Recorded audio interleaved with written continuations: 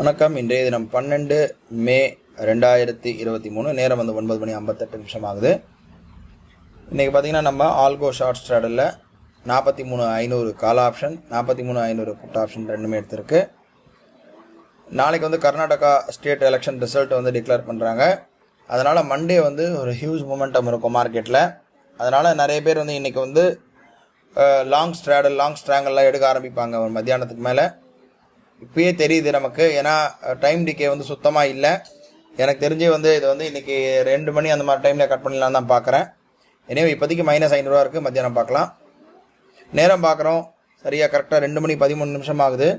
இன்றைக்கி என்ன ஆச்சுன்னா 43,500 கால் ஆப்ஷன், 500 புட் ஆப்ஷன் எடுத்தோம். மார்க்கெட் பார்த்திங்கன்னா ஒரு சைடாக போயிட்டுருக்கு. இன்றைக்கி நாம் எக்ஸ்பெக்ட் பண்ணதுக்கு கொஞ்சம் அப்படியே ஆப்போசிட்டாக போயிட்டுருக்கு. இப்போ பார்த்திங்கன்னா 43,500 கால் ஆப்ஷன் புட் ஆப்ஷனில் call option stop loss hit ஆன உடனே 44,100 கால் ஆப்ஷன் எடுத்திருக்கு.